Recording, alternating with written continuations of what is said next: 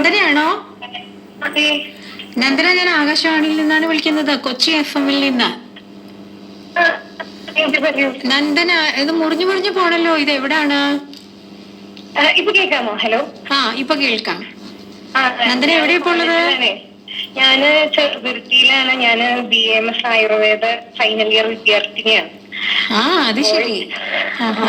അപ്പൊ കോളേജ് അവർ കഴിഞ്ഞു. ഇപ്പൊ ലൈബ്രറിയിൽ ജസ്റ്റ് കുറച്ച് റെഫർ ചെയ്യാനായിട്ട് ഇങ്ങനെ വന്നതായിരുന്നു. ഇപ്പൊ കേൾക്കുന്നുണ്ടോ? ഇപ്പൊ കേൾക്കാം. അപ്പൊ നന്ദനെ വിളിക്കണെന്ന് പറഞ്ഞ അമ്മയാണ്, ജ്യോതി ദേവിയാണ് മെസ്സേജ് അയച്ചത്. അമ്മ വളരെയധികം അത് കേൾക്കാറുണ്ട്. എല്ലാ ദിവസവും അമ്മയുടെ ഇടക്കളപ്പണിയൊക്കെ ചെയ്യണത് കേട്ടിട്ടാണ്. അപ്പൊ എനിക്ക് തോന്നി അമ്മയായിരിക്കും പറഞ്ഞു. അതെ അതെ, അമ്മയാണ്. അമ്മ പറഞ്ഞോ അയച്ച കാര്യം? അമ്മ അറിയിച്ചിട്ടില്ല. എനിക്ക് ഈ വിളി കേട്ടപ്പോ തോന്നി അമ്മ എന്തെങ്കിലും വിളിച്ച് പറഞ്ഞിട്ടുണ്ട്. അമ്മ അതുപോലെ കേക്ക് എല്ലാ പ്രോഗ്രാമും മുടങ്ങാതെ കേൾക്കും അമ്മ. ഞാൻ വീട്ടിൽ ചെന്നാലും എന്നെയും പിടിച്ചെടുത്ത് കേൾപ്പിക്കും. അതില് രാവിലെ ഈ ആയുർവേദത്തിന്റെ കാര്യങ്ങളൊക്കെ പറയുന്നുണ്ടല്ലോ, അപ്പൊ അതൊക്കെ എന്നെ പിടിച്ചെടുത്ത് കേൾപ്പിക്കാറുണ്ട്. ഒത്തിരി കാര്യങ്ങളൊക്കെ ഞാനിങ്ങനെ കേൾക്കാറുണ്ട്. എനിക്കതൊക്കെ ഭയങ്കര ഇഷ്ടമാണ്. പിന്നെയാണെങ്കിലും മുന്നേ ഞാന് ചെറുപ്പത്തിലായിരുന്ന സമയത്ത് ഈ യുവവാണിയില്ലേ, അങ്ങനത്തെ പ്രോഗ്രാം, പിന്നെ ഞങ്ങൾ കുറച്ച് കുട്ടികള് പ്രോഗ്രാം ഒക്കെ അവതരിപ്പിക്കാൻ വന്നിട്ടുണ്ടായിരുന്നു. അത് ശരി. അങ്ങനെ പരിചയമുണ്ട്. നന്ദനയുടെ വീട്ടില് നന്ദന ഒരാളെ ഉള്ളോ? ഇല്ല, എനിക്ക് ചേട്ടനുണ്ട്. ചേട്ടൻ എന്താ ചെയ്യുന്നേ? കാർത്തിക്. എഞ്ചിനീയറിംഗ് കഴിഞ്ഞു, ഇപ്പൊ വർക്ക് ചെയ്യാണ്. ശരി. അവിടെ തന്നെ കൊച്ചിയിലാണ്. കൊച്ചിയിൽ ഞാൻ വർക്ക് ചെയ്യുന്നത്. ശരി. അമ്മ അച്ഛനൊക്കെയോ എന്താ ചെയ്യുന്നേ? അമ്മ ടീച്ചറാണ്, രാജശ്രീ സ്കൂളിലെ ടീച്ചറാണ്. അച്ഛന് ഇപ്പൊ ബിസിനസ്സാണ്, മാർക്കറ്റിംഗ് ഓഫീസറായിട്ട് വർക്ക് ചെയ്യും. ശരി, ഓക്കെ. അപ്പോൾ അവിടെ റേഡിയോ കേൾക്കാൻ വഴിയില്ലേ? എവിടെ? ചെറുതുരുത്തിയില്. ചെറുതുരുത്തി റേഡിയോ കേൾക്കാൻ വഴിയുണ്ടോന്നാണോ? അയ്യോ, അത് കുറവാണ് പൊതുവെ. വരണ എന്നൊരു സമയമാവും. പിന്നെ സംഭവങ്ങളൊക്കെ കഴിഞ്ഞ് അത് കുറവാ. പിന്നെ വീട്ടിലെത്തുമ്പോഴാണ് സമാധാനം. അതൊക്കെ കേൾക്കുമ്പോൾ സമാധാനം. ഞാൻ ഫൈനൽ ഇയർ സ്റ്റുഡന്റ് ആണ്. ഫൈനൽ ഇയർ ഞങ്ങൾക്ക് സെം വൈസ് അല്ല, ഇയർ വൈസ് തന്നെയാണ്. അപ്പൊ ഞങ്ങൾ ലാസ്റ്റ് ഇയർ ഇനി ഇത് കഴിഞ്ഞാൽ ഹൗസ് ഏജൻസി, പിന്നെ പ്രാക്ടീസ് ചെയ്യാ, PGക്ക് പോയി അങ്ങനെ. ശരി. നിങ്ങൾക്ക് എത്ര വർഷമാണ് കോഴ്സ്? ഞങ്ങൾക്ക് ടോട്ടല് 5.5 വർഷമാണ്. 4 വർഷം പഠിക്കാൻ, പിന്നെ 4.5 വർഷം പഠിക്കാൻ, 1 വർഷം ഹൗസ് ഏജൻസി. ശരി. ഇവിടെയും എന്റെ വീട്ടിലായിട്ടും മോഡേൺ ഹോസ്പിറ്റലും അങ്ങനെ നമുക്ക് ഡിവൈഡ് ചെയ്തെടുക്കാം. ഫുള്ള് തന്നെ ഹൗസ് ഏജൻസി ഇവിടെ ചെയ്യണമെന്നില്ല. ശരി. ഓക്കെ. അപ്പൊ എങ്ങനെയുണ്ട് പഠിത്തം? ഭയങ്കര ഇഷ്ടമാണ്. ഇഷ്ടപ്പെട്ട് ഇങ്ങനെ പോണു. ഇഷ്ടപ്പെട്ടെടുത്തതാണല്ലേ? ഇഷ്ടപ്പെട്ടതാണ്. ശരി. സംസ്കൃതമാണ് കൂടുതലും. അപ്പോ അതൊക്കെ ഇഷ്ടമാണ്. സംസ്കൃത ശ്ലോകങ്ങളൊക്കെ ഇഷ്ടമാണ് പൊതുവെ. സ്കൂളിലും സംസ്കൃതമാണോ പഠിച്ചത്? സ്കൂളിൽ ഞാൻ സംസ്കൃതം പഠിച്ചേക്കണേ. 10ാം ക്ലാസ് വരെ ഞാൻ CBSE സ്കൂളിൽ, 10th വരെ അവിടെ സംസ്കൃതം ആയിരുന്നു. ശരി. അപ്പൊ അത് നല്ലോണം എളുപ്പമുണ്ടാവും അല്ലേ പഠിക്കാൻ? അത് ഇനീഷ്യലി നല്ല എളുപ്പമുണ്ടായിരുന്നു ആദ്യമേ വായിക്കാൻ. എല്ലാവരും സംസ്കൃതം പഠിച്ചു വരുന്നവരല്ലല്ലോ. ഇനീഷ്യലി നല്ല എളുപ്പമുണ്ടായിരുന്നു. ഇപ്പൊ പിന്നെ എല്ലാവർക്കും അത്യാവശ്യം നന്നായിട്ട് തന്നെ അറിയാം. പിന്നെ ഈ പറഞ്ഞ പോലെ ചില വാക്കുകളൊക്കെ നമുക്ക് പെട്ടെന്ന് വായിക്കുമ്പോ മനസ്സിലാവും. അങ്ങനെയൊക്കെ കുറച്ച് ഗുണമുണ്ട്. പിന്നെ ഈ ഫീൽഡ് മുഴുവൻ സംസ്കൃതം തന്നെയാണ്. നമ്മൾ ഓരോ വർഷവും വളരെ നന്നായിട്ട് ഇതില് വായിച്ചെടുക്കാൻ തന്നെ നമുക്ക് പറ്റാറുണ്ട്. ഇതിന്റെ ഗ്രന്ഥങ്ങളെല്ലാം തന്നെ സാൻസ്ക്രിറ്റിലാണോ ഉള്ളത്? അതേലോ. സുശ്രുത സംഹിത, ചരക സംഹിത, അഷ്ടാംഗ ഹൃദയം, ഇതാണ് നമ്മുടെ മെയിൻ 3 ടെക്സ്റ്റ് ബുക്കുകൾ. എല്ലാവരും ടെക്സ്റ്റ് ബുക്കിലുണ്ട്. ഇത് എല്ലാ ടെക്സ്റ്റ് ബുക്കുകളും സംസ്കൃതത്തിൽ എഴുതിയേക്കണേ. അപ്പൊ അങ്ങനെ തന്നെയാണ് നിങ്ങൾ പഠിക്കുന്നത് അല്ലേ? സംസ്കൃതത്തിൽ തന്നെയുള്ള വ്യാഖ്യാനങ്ങളൊക്കെ തന്നെയാണ്. പിന്നെ ആണെങ്കിൽ നമ്മുടെ കൺവീനിയൻസിന് വേണ്ടി പിന്നീട് ഉള്ള ജനറേഷൻസിലെ പല പല വലിയ വലിയ ആൾക്കാര് ഇതിന് ഇംഗ്ലീഷ് ട്രാൻസ്ലേഷനും മലയാളം ട്രാൻസ്ലേഷനും ഒക്കെ കൊടുത്ത് അങ്ങനെ മാറ്റിയിട്ടുണ്ട്. അതാ ഞാൻ ചോദിക്കാൻ വന്നത്.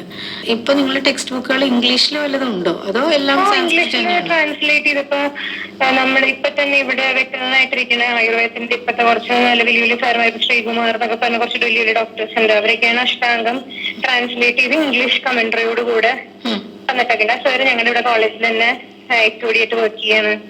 അപ്പോ അങ്ങനെ ഈ ഡോക്ടേഴ്സ് ഒക്കെ തന്നെ നമ്മുടെ കൺവീനിയൻസിന് വേണ്ടിയിട്ട് ഇങ്ങനെ ട്രാൻസ്ലേറ്റ് ചെയ്ത് വരുന്നുണ്ട്. മലയാളത്തിലും ട്രാൻസ്ലേഷൻസ് ഉണ്ട്. ഗോവിന്ദ വൈദ്യർ എന്നൊക്കെ പറഞ്ഞ വലിയ വലിയ വൈദ്യരുടെ അവര് മലയാളത്തിലേക്കും. ലേമന് മനസ്സിലാവണം. കാരണം ആയുർവേദം എല്ലാവരിലേക്ക് എത്തണമെങ്കിൽ അവരുടെ ഭാഷയിൽ അത് എടുക്കണമല്ലോ. സംസ്കൃതം എന്നാണ് ഇപ്പൊ അത്രയും അങ്ങോട്ട് വ്യാപിച്ചിട്ടില്ല സംസ്കൃതം. ഇപ്പോഴാണ് പിന്നെ ഓരോന്നോരോന്നായിട്ട് പൊങ്ങി പൊങ്ങി വരണേ. മനസ്സിലാവാനായിട്ട് അത്യാവശ്യം ട്രാൻസ്ലേഷൻസ് ഒക്കെ ഉണ്ട്. എന്നാലും നമ്മളോടൊക്കെ ഇവിടെ ഇവര് പറയും മെയിൻ ടെക്സ്റ്റ് ബുക്ക് എന്തായാലും വായിച്ചിട്ട് ട്രാൻസ്ലേഷനിലേക്ക് പോവാവൂന്നേ പറയുള്ളൂ. കാരണം അല്ലെങ്കിൽ മെയിനിനോട് ഒട്ടും കണക്ഷൻ ഇല്ലാണ്ടാവും.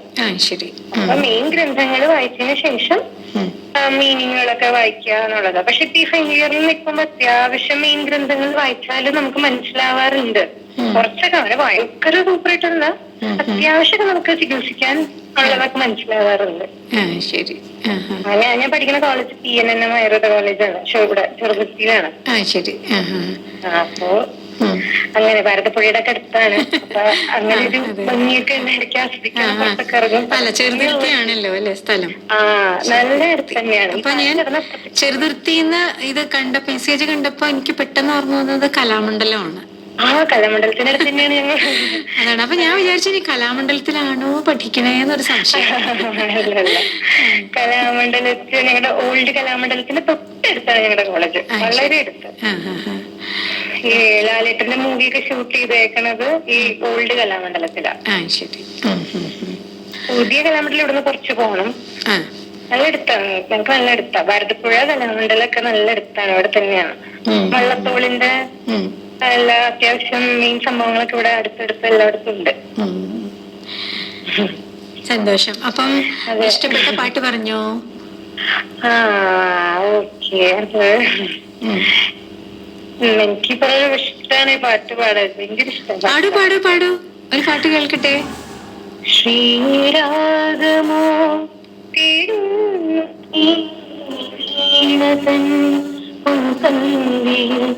നീഹാർദ്രമാ ഏതോ പദം തേടുന്നു നാം ഈ നമ്മളിൽ നിന്മൗനമോ പൂമാനമായി നിൻരാഗമോ ഭൂപാലമായി ഇന്നിൽ നീ പുലർക്കന്യയായി ശ്രീരാഗമോ തേടുന്നു നീ വീണതൻ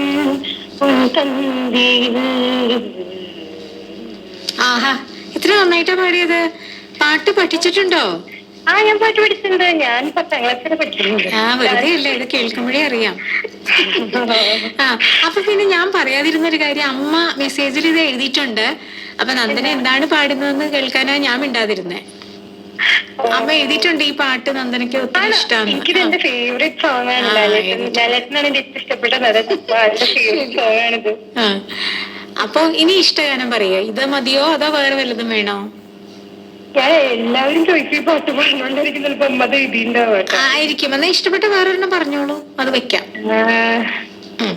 എനിക്ക് ഈറൻ മേഘം ഭയങ്കര ഇഷ്ടമാണ്. ഓക്കെ, അത് വെച്ചുതരാം. ഓക്കെ. അപ്പൊ അമ്മ, അച്ഛൻ, ചേട്ടൻ എല്ലാരോടും അന്വേഷണം പറഞ്ഞു, കൂട്ടുകാര്. ഓക്കെ, തീർച്ചയായിട്ടും. Thank you. Okay, bye. Thank you. ശരി, ബൈ.